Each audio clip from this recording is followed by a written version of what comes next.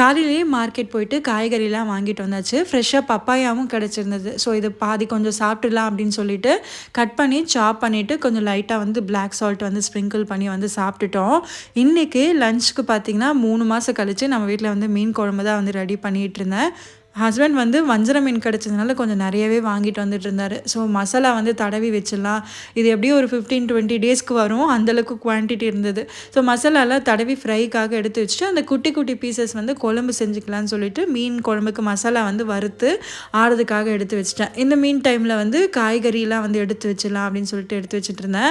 ஃப்ரெஷ்ஷாக வந்து கேரட்டு, சக்கரவள்ளிக்கிழங்கு, கீரை அதெல்லாம் வந்து கிடச்சிது.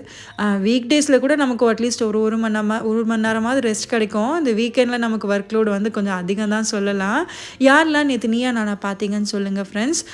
என்னோடய ஒப்பீனியனுமே இப்படி தான் இருந்தது. ஹஸ்பண்ட்க்கு எதுக்கு நம்ம செலவு வச்சுட்டு வீட்டில் சும்மா தானே இருக்கோம் அப்படின்னு சொல்லிட்டு எல்லா வேலையுமே இழுத்து இழுத்து போட்டு செஞ்சு ஒரு ஸ்டேஜில் பார்த்தீங்கன்னா லோவர் பேக் பெயின் வந்து டிஸ்க் பல்ஜ் ஆகிட்டு ஒரு 1 மந்த் வந்து டாக்டர் கீழவே குனியக்கூடாதுன்னு சொல்லிட்டாங்க. அதுக்கப்புறம் தான் வந்து இங்கே வந்ததுக்கப்புறம் என்னோடய தாட்டே வந்து மாறிடுச்சு கம்ப்ளீட்டாக. ஏன்னா இங்கே எல்லார் வீட்லேயுமே டிஃபால்ட்டாக ஹவுஸ் ஹெல்ப் வந்து வச்சுருக்காங்க. ஹோம் மேக்கராக இருந்தாலும் சரி, ஒர்க்கிங் உமனாக இருந்தாலும் சரி, அந்த டைமில் அவங்களோட செல்ஃப் கேர் பண்ணுறதோ இல்லை பிஸ்னஸ் பண்ணுறதோ வந்து எல்லாருமே இங்கே வந்து செய்கிறாங்க.